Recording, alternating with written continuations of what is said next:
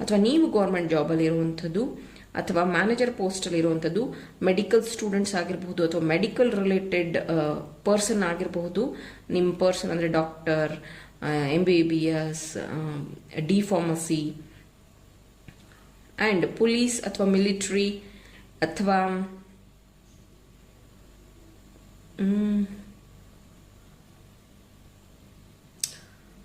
Teacher ಅಥವಾ ನೀವು teacher.